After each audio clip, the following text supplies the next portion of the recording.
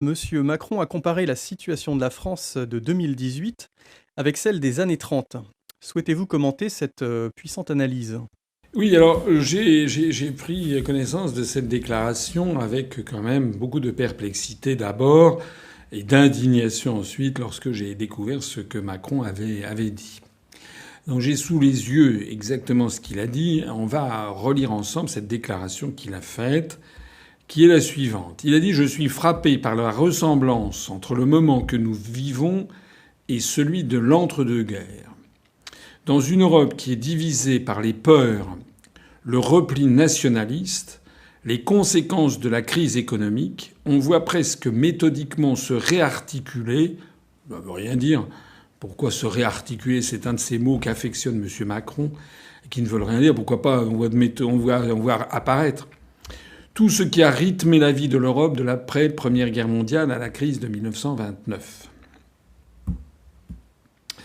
Alors, la première chose que je voudrais dire, c'est pas tout, mais là je m'interromps déjà sur ce premier morceau de commentaire. Dans une Europe qui est divisée par les peurs, le repli nationaliste. C'est quoi le repli nationaliste? Qu'est-ce que ça veut dire? Qu'est-ce que ça veut dire, le repli nationaliste? Moi, ce qui me fait peur, c'est le nationalisme européen. Parce que s'il y a bien quelque chose de repli, ce sont des gens comme Macron qui prétendent que la France doit se replier sur un périmètre allant de l'Algarve portugaise ou de Séville jusqu'à la Laponie finlandaise. Ça, c'est le repli. Lorsque vous allez, comme j'ai été par exemple au Japon, ou lorsque vous allez en Amérique du Sud, vous vous dites mais qu'est-ce que la France est en train de devenir? La France est en train de disparaître aux yeux des peuples du monde. La France est en train de se fondre dans une espèce de blougui-blouga auquel on ne comprend rien et de limiter l'essentiel de ses relations et de son avenir à un périmètre artificiel qui est celui de l'Europe. Le principe même de la construction européenne est un repli. La France, en sortant de l'Union européenne, renouera avec l'universel. D'ailleurs, le Royaume-Uni, qui est en train de préparer le Brexit, c'est exactement le contraire même du repli. Le Royaume-Uni est en train de nouer des relations internationales, de signer des traités de libre-échange avec de très nombreux pays du monde, notamment à commencer par les pays du Commonwealth. Madame Theresa May ou certains de ses ministres sont allés signer des traités de libre-échange ou de les préparer avec le Canada, le Nigeria, l'Afrique du Sud, le Pakistan, l'Inde, l'Australie, la Nouvelle-Zélande, la Chine, etc., etc. La famille royale britannique est mise à contribution pour faire des voyages dans le monde entier. Ces tout derniers jours, c'était le deuxième fils du prince de Galles, le duc d'York, qui était avec sa femme, avec Meghan, qui s'est rendu en Australie, en Nouvelle-Zélande, aux Fidji, au royaume du Tonga, etc., pour développer la présence du Royaume-Uni sur l'ensemble de la planète. En d'autres termes, l'idée de repli nationaliste, c'est un mensonge. S'il y a une structure qui se replie de façon nationaliste, ce sont les européistes qui veulent faire de l'Europe une espèce de repli sur soi et de développer un nationalisme européen. J'ajoute que M. Macron parle des conséquences de la crise économique. Mais quelle crise économique, M. Macron? Quand il dit les conséquences, une Europe qui est divisée par les peurs, les conséquences de la crise économique. Quelle crise économique? Il se trouve que, en effet, l'Europe, la zone euro, est la zone de plus faible croissance planétaire depuis maintenant 18 ans. À part les pays en guerre, les pays de l'Afrique centrale ou du Sahel qui sont en guerre ou du Moyen-Orient, il n'y a pas de pays au monde qui ait une plus faible croissance que les pays de la zone euro. C'est-à-dire que c'est l'euro, monsieur Macron, qui crée la crise économique. Et que les populations n'en peuvent plus de s'appauvrir à cause de l'euro. Voilà, monsieur Macron, ce que vous nous proposez. Et M. Macron a poursuivi ensuite en disant qu'il ne voulait pas simplement regarder l'histoire, Il veut rendre hommage et essayer de comprendre les leçons de cette histoire. Eh bien, très bien, monsieur Macron. Ben, comprenons. Comprenons donc ensemble les leçons de l'histoire. Hein. C'est quoi l'histoire de la Première Guerre mondiale? Parce que Macron se croit très intelligent, alors qu'en fait, il est d'une sottise, d'une bêtise inouïe, puisqu'il reprend à son compte tous les poncifs que l'on connaît. Il va nous expliquer que la construction européenne nous prémunit contre la guerre. C'est le contraire qui est vrai. J'ai déjà eu l'occasion de l'expliquer, notamment dans ma conférence « L'Europe, c'est la guerre », et je voudrais y revenir. Pourquoi la Première Guerre mondiale a-t-elle éclaté, monsieur Macron, vous qui voulez connaître les leçons de l'histoire? La Première Guerre mondiale, elle a éclaté parce que il y avait plusieurs pays qui avaient décidé de nouer des alliances pour assurer la paix. La France avait reçu, du temps de Félix Faure, avait reçu le tsar de toutes les Russies, Nicolas II, avec l'impératrice Alexandra Fyodorovna, en 1894 en France, à Cherbourg, Paris et Chalon-sur-Marne. Il y avait eu l'alliance franco-russe qui était née de cette rencontre. Pour assurer la paix, les deux puissances à chaque bout du continent se faisaient alliance pour maîtriser le danger de ce que l'on appelait à l'époque les empires centraux, c'est-à-dire l'empire des Habsbourg, l'Autriche-Hongrie, et l'empire wilhelmien, ou l'empire créé par Bismarck, qui était l'Allemagne unifiée après 1871. En 1905, la France avait fait une alliance avec le Royaume-Uni, c'est ce qu'on appelait l'entente cordiale. Le chef de la diplomatie française s'appelait Théophile Delcassé. Et cette alliance avait pour vocation d'assurer la paix. Donc la France pensait être en paix parce qu'elle était alliée à l'Angleterre et à la Russie. Puis il se trouve que la Serbie avait une alliance avec la Russie qui remontait à loin. Il y a une proximité entre peuples slaves, entre la Serbie et la Russie. Et la France avait par ailleurs d'excellentes relations avec la Serbie. Et comment est apparue la Première Guerre mondiale? Je renvoie à ma conférence « L'Europe, c'est la guerre ».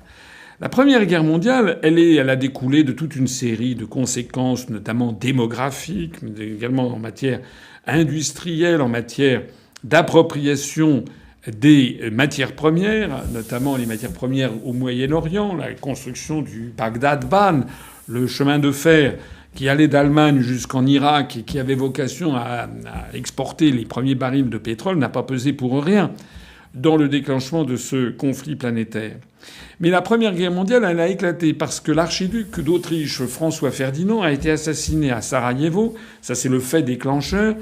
En juillet 1914, il était à Sarajevo, c'est en Bosnie. Mais il a été assassiné par une organisation terroriste secrète, la Main Noire, qui était une organisation terroriste des Serbes de Bosnie. Donc il a été assassiné. Tous les regards se sont tournés vers la Serbie. L'Autriche-Hongrie a demandé à la Serbie des éclaircissements, a envoyé un ultimatum avec, je ne sais plus, 14 ou 15 points. La Serbie a accepté les 14 des 15 points, ou 13 des 14 points, je me rappelle. Il n'y a qu'un seul point qu'elle n'a pas accepté, c'était que des missions d'inspection d'Autriche-Hongrie viennent sur le sol de la Serbie. Et à ce moment-là, l'Autriche-Hongrie a commencé à déclarer la mobilisation générale. Et la Première Guerre mondiale, elle est née du jeu des alliances automatiques qui se sont déclenchées à ce moment-là. Puisque la Serbie étant alliée de la Russie, la Serbie étant agressée par l'Autriche, la Russie a déclaré la mobilisation pour venir à l'aide de la Serbie. Et comme la France était alliée justement à la Russie, était alliée au Royaume-Uni, comme par ailleurs l'Allemagne était alliée de l'Autriche-Hongrie, ce jeu des alliances automatiques a fait que d'un seul coup, eh bien, tous les pays se sont déclarés la guerre mutuellement parce que le jeu des alliances a fonctionné. Et aujourd'hui, malheureusement, je suis désolé, monsieur Macron, mais vous dites vraiment n'importe quoi. Aujourd'hui, les conditions sont réunies pour avoir à peu près la même déflagration planétaire, mais évidemment, comme le dit l'adage, l'histoire ne se répète jamais, mais elle bégaye tout le temps. Ce qu'il faut bien comprendre, c'est qu'à notre époque, Le conflit qui risque d'ensanglanter l'Europe, ça n'est plus un conflit entre la France et l'Allemagne. Parce que l'Allemagne est un pays extraordinairement vieillissant. Les plus de 60 ans représenteront en 2020, c'est-à-dire dans 2 ans, représenteront 40% de la population allemande. Les pays de l'Europe occidentale sont en voie de vieillissement accéléré. Les pays d'Europe occidentale, par ailleurs, ont tellement taillé dans leurs dépenses militaires à cause de problèmes budgétaires qu'elles ont des armées qui sont quasiment au bord du collapsus. C'est le cas de la France. Je rappelle qu'en Allemagne, ça n'est pas non plus extraordinaire. En Italie non plus. J'ajoute que s'ajoute à tout ça une pensée générale qui est une pensée pacifiste globale. Et donc, il est complètement déraisonnable de penser qu'il va y avoir un conflit armé entre la France et l'Allemagne. Monsieur Macron, c'est pas le nouveau monde qu'il représente, c'est le monde de grand-papa. En revanche, il y a des risques de guerre. Tous les polémologues, c'est-à-dire les spécialistes de la guerre le savent, les risques de guerre apparaissent très généralement lorsque vous avez des pays pauvres en fort accroissement démographique et des pays riches qui sont en déclin démographique. L'Allemagne des années 1900 était en fort accroissement démographique. C'était un pays conquérant. La France était un pays qui était un peu en déclin démographique. À notre époque, les risques de guerre ne sont pas entre la France et l'Allemagne, de guerre classique j'entends. Ils sont entre la France, l'Allemagne, l'Italie, etc. et les pays en fort accroissement démographique et pauvres. C'est lesquels ? Ce sont lesquels ? Eh bien, ce sont les pays du Sud, c'est-à-dire les pays du Maghreb, les pays du Moyen-Orient, éventuellement la Russie. Donc, si l'on veut préserver la paix, monsieur Macron, il faut faire le contraire exact de ce que vous faites. Si l'on veut préserver la paix, il ne faut pas chasser le Maroc, l'Algérie, la Tunisie, la Syrie en dehors de l'Union européenne. Il faut nouer des partenariats économiques pour favoriser les échanges commerciaux, favoriser le développement économique de tous ces pays, pour qu'ils accélèrent leur transition démographique, qu'ils fassent baisser leur démographie et qu'ils maintiennent leur population sur place, là où il y aura du travail. Les migrations contemporaines, notamment qui viennent en Europe et qui déstabilisent les populations d'Europe, viennent précisément de ce différentiel qu'il y a entre des pays de l'Ouest européen qui sont encore globalement riches et des pays du sud de la Méditerranée, le Maghreb, pour ne pas parler des pays du Sahel, qui eux sont beaucoup plus pauvres. Donc ce qu'il faut faire, monsieur Macron, ça n'est certainement pas la construction européenne, parce que ça nous entraîne exactement vers la guerre. Il faut comprendre que la situation d'aujourd'hui, c'est un peu la même qu'en 1914, sauf que les empires centraux que l'on craignait en 1914, qui étaient l'Autriche-Hongrie et l'Allemagne prussienne, maintenant ce n'est plus eux que l'on craint, maintenant c'est le monde arabo-musulman, ou bien c'est la Russie.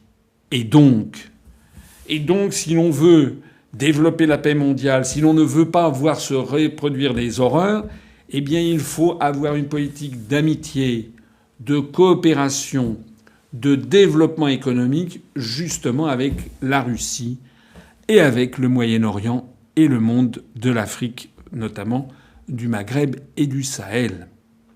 Or, la construction européenne fait exactement le contraire. Avec la construction européenne, les pays européens, dans la foulée des États-Unis, ont contribué à déstabiliser la Libye, à en fait détruire la Libye de Kadhafi, qui était un pays qui était stable, qui était l'un des pays les plus riches d'Afrique, qui maintenait sa population. Maintenant, c'est le règne des seigneurs de la guerre. Et c'est le règne où les communautés sont persécutées. 70% de la population libyenne a fui. Si l'on veut la paix, il faut arrêter de vouloir dicter à la Syrie ou à l'Irak ce que l'on veut qu'elles deviennent. Il faut que ces pays, il faut que la Syrie ou l'Irak soient dirigés par des Syriens et des Irakiens. Il faut arrêter d'avoir une politique impérialiste visant en réalité à mettre la main sur leurs ressources en hydrocarbures. Il faut avoir une politique de respect des indépendances nationales et de coopération internationale. Si l'on veut la paix, il faut également avoir une politique de paix vis-à-vis de la Russie. Or, actuellement, nous avons une politique systématiquement agressive à l'encontre de la Russie par la construction européenne. Monsieur Macron, vous en savez quelque chose, parce que la construction européenne est placée sous la tutelle de l'OTAN par l'article 42 du traité de l'Union européenne et est placée sous l'autorité, en réalité, des think tanks américains et de Washington. Je voudrais en prendre un exemple, d'ailleurs tiré de l'actualité. Je rappelle qu'au mois d'avril dernier, il y a eu un ancien agent double russe qui s'appelait Sergueï Skripal, qui s'appelle toujours Sergueï Skripal, il n'est pas mort, qui, avec sa fille, dans la ville au sud-ouest de l'Angleterre qui s'appelle Salisbury, qui est une ville où il y a beaucoup de services de l'armée, d'ailleurs, de l'armée britannique, dans les environs, et Sergueï Skripal et sa fille auraient été l'objet d'une attaque d'empoisonnement par un agent neurotoxique qui aurait été du Novichok. Et le Royaume-Uni nous a expliqué ensuite aux pays occidentaux que probablement la responsabilité de cette tentative d'empoisonnement incombait à la Russie, donc à Vladimir Poutine. Je signale que Sergueï Skripal et sa fille ne sont pas morts. Je signale d'ailleurs au passage cette chose extraordinaire, que bien que n'étant pas morts, ayant donc retrouvé une vie normale, on suppose, aucun journaliste d'aucun média au monde n'a jugé bon d'aller les interviewer. C'est quand même bizarre, compte tenu de la suite des événements qu'a eu cette affaire. Je signale qu'aucune preuve, absolument aucune preuve, n'a pu être apportée de l'engagement de la Russie dans toute cette affaire. Et on a montré deux Russes qui, paraît-il, auraient été en goguette au Royaume-Uni, mais c'est pas parce qu'on montre deux Russes sur une photo que ça vaut une preuve d'une culpabilité de quelque nature que ce soit. Je rappelle donc que, en dépit de l'absence totale de preuves, et en dépit du fait que Sergueï Skripal et sa fille ne sont pas morts en définitive, l'Occident, dans la foulée des États-Unis, a décidé des mesures de sanctions à l'encontre de la Russie, et notamment a décidé pour la France d'expulser 4 diplomates russes et de se mettre en froid avec cette puissance russe qui est quand même la première ou la deuxième puissance militaire du monde. Ça dépend sur quel créneau on la regarde. Notamment en matière de missiles antimissiles, les Russes ont, avec leurs missiles S-400 et S-600, ont sans doute 15 ans d'avance sur les Américains. C'est la deuxième puissance nucléaire au monde.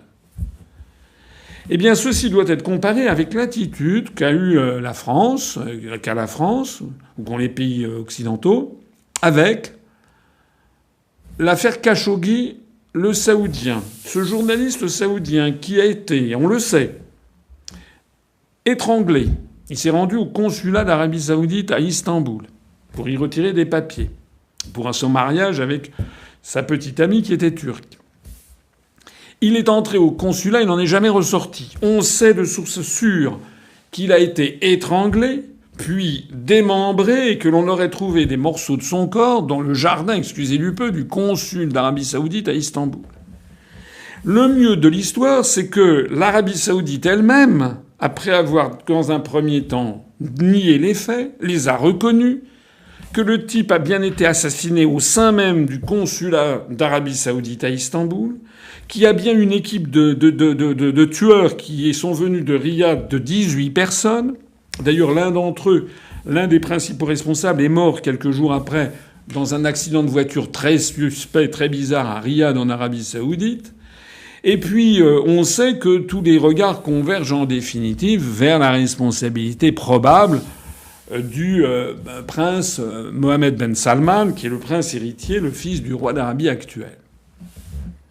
Si l'on compare cette affaire à l'affaire Skripal, on est obligé de constater que là, il y a bien eu mort d'homme, à la différence de l'affaire Skripal, et que là, la responsabilité de l'État vers lequel tout le monde regarde est engagée, puisque l'État lui-même l'a reconnu.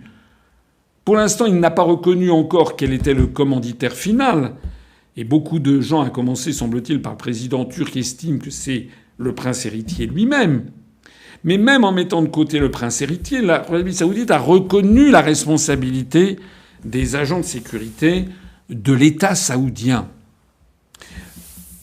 Si les mots ont un sens, si la France essaie de respecter le droit international, dans la mesure où la France a expulsé 4 diplomates russes sur une affaire où il n'y a pas eu de mort d'homme et où il n'y a eu aucune preuve que la Russie était la responsable, alors a fortiori, la France devrait expulser 20 diplomates saoudiens, devrait rappeler son ambassadeur à Riyad, devrait peut-être arrêter de vendre des armes à un régime qui est capable de pareilles horreurs. Mais pas du tout. En réalité, M. Macron a balayé d'un revers de main en disant que c'était de la démagogie, et on continue le business comme d'habitude. Alors pourquoi je vous raconte ça pour commenter le discours de M. Macron ? C'est pour dire en fait que la France a maintenant une diplomatie qui est totalement vassalisée à celle des États-Unis, que nous ne respectons pas le droit international public, que nous pratiquons systématiquement ce que les anglo-saxons appellent le double standard, le double standard, et qu'en France on appelle le deux poids deux mesures. Et cette politique de deux poids deux mesures, qui est une politique injuste, qui est une politique qui met en rage les populations qui en sont victimes, elle risque de nous entraîner vers la guerre, justement, contre le monde arabo-musulman, les ennemis de l'Arabie saoudite, par exemple, notamment la Syrie, ou contre la Russie. Voilà la responsabilité. Et puis enfin, M. Macron, dans cet entretien au point, a dit ceci. L'Europe est face à un risque, celui de se démembrer par la lèpre nationaliste et d'être bousculée par des puissances extérieures, et donc de perdre sa souveraineté. Écoutez bien ça. C'est-à-dire d'avoir sa sécurité qui dépend des choix américains et de ces changements, d'avoir une Chine de plus en plus présente sur les infrastructures essentielles, une Russie qui parfois est tentée par la manipulation, des grands intérêts financiers des marchés qui dépassent parfois la place que les États peuvent prendre. Mais de qui M. Macron se moque-t-il ? De qui se moque-t-il ? La description qu'il fait, c'est la description actuelle de la situation. Quand il dit que l'Europe risque de se démembrer par la lèpre nationaliste, moi ce que je voudrais dire, on va y revenir tout à l'heure, c'est qu'actuellement M. Macron est en train de démembrer la France par la lèpre régionaliste de l'Europe des régions qui est imposée par Bruxelles. Le projet d'Alsace, sur lequel on reviendra tout à l'heure, contre l'avis précis des populations alsaciennes, consiste au début de démembrement de la France. Monsieur Macron, vous êtes, d'après la Constitution française, vous êtes le garant de l'unité nationale. Vous n'êtes pas le garant de l'utopie européiste qui est en train d'entraîner tout un continent à la ruine. Lorsque M. Macron dit que l'Europe va être bousculée par des puissances extérieures et de perdre sa souveraineté, mais de qui se moque-t-il ? C'est quoi, M. Macron, la souveraineté de l'Europe ? Qu'est-ce que ça veut dire ? La souveraineté de l'Europe, ça n'existe pas. L'Europe est incapable d'avoir une déposition commune dans 99% des sujets parce que il y a 28 États, bientôt 27, parce que les Britanniques, heureusement pour eux, s'en vont, parce qu'il y a 27 États aux intérêts contradictoires. Où est, M. Macron, la souveraineté de l'Europe ? Lorsque vous dites que l'Europe risque d'avoir sa sécurité qui dépend des choix américains, mais de qui vous moquez-vous ? Quelle honte, M. Macron, de dire de pareils mensonges. Qui a vendu les turbines de GEC Alstom aux États-Unis, sinon François Hollande et vous-même lorsque vous étiez au secrétariat général de l'Élysée, puis ministre de l'économie et des finances. C'est vous qui avez vendu des éléments stratégiques de notre défense, en particulier des turbines qui sont utilisées dans les sous-marins nucléaires, aux Américains. Où est la souveraineté européenne lorsque la Belgique achète des avions F-35 américains contre l'offre française ? Où est la solidarité européenne lorsque les Polonais achètent également des avions américains contre l'offre française ? Monsieur Macron, vous vous moquez du monde. Il n'y a pas de souveraineté européenne et ce sont les États-Unis qui pilotent d'ores et déjà par les choix américains de la plupart des pays d'Europe qui pilotent déjà notre souveraineté. D'ailleurs, Monsieur Macron, que dites-vous de l'article 42 du traité de l'Union européenne qui place la défense, la politique étrangère de sécurité et de défense sous la préséance de l'OTAN, c'est-à-dire en fait sous la préséance des États-Unis d'Amérique. Monsieur Macron, vous vous moquez du monde ou bien vous n'avez jamais lu les traités européens? Lorsque Monsieur Macron également nous dit que si l'Europe se démembre, nous aurons une Chine de plus en plus présente sur les infrastructures essentielles. Mais Monsieur Macron, vous vous moquez du monde là aussi. Moi, j'ai accompagné Jacques Chirac en 1996 en Chine, lorsque la France faisait des pieds et des mains pour vendre à la Chine le TGV, parce qu'à l'époque, il n'était encore français. Monsieur Macron, vous l'avez vendu aux Allemands. Le TGV français que la France voulait vendre aux Chinois en demandant à la Chine qu'elle préfère l'offre française à l'offre allemande de Siemens, le train ICE. Partout, nos industriels essayent de développer des relations de commerce. Et ils ont raison de le faire avec la Chine. Lorsque je suis allé en Chine avec Jacques Chirac en 1996, et ça, depuis, ça n'a fait que se développer, nous avions visité l'usine de Peugeot Citroën à Wuhan, dans le centre de la Chine, PSA, qui a un partenaire chinois qui s'appelle Dongfeng, pendant que Fiat, italien, a racheté l'américain Chrysler et a son propre partenaire chinois, pendant que Volkswagen a un autre partenaire chinois. Il y a une intrication des intérêts capitalistiques planétaires et c'est un mensonge et c'est une honte, Monsieur Macron, que de faire croire que la Chine serait notre ennemi lorsque on voit le nombre d'industriels français qui viennent tirer la sonnette des ministères pour que l'on favorise des joint ventures, comme on dit, des co-entreprises avec des intérêts chinois, ce qui d'ailleurs est une bonne chose, puisque si on veut la paix du monde, nous devons développer justement des relations avec l'ensemble des pays du monde. Monsieur Macron, lorsque vous nous dites que la Russie parfois est tentée par la manipulation, mais de qui vous moquez-vous, Monsieur Macron? La manipulation de quoi?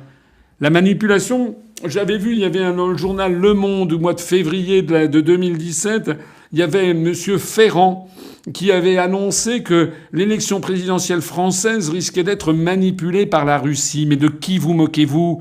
Monsieur Macron, faut-il vous rappeler que vous avez eu droit à 28% du temps de parole selon les calculs du CSA, quand moi j'ai eu 1%? Qui a décidé que BFM TV, que CNews, que iTélé, que TF1, que tous les grands médias français feraient votre promotion éhontée par rapport à ma candidature ou à celle d'autres candidats? Ce sont les Russes qui sont derrière BFM TV, derrière CNews, derrière TF1. Ce sont les Russes, Monsieur Macron.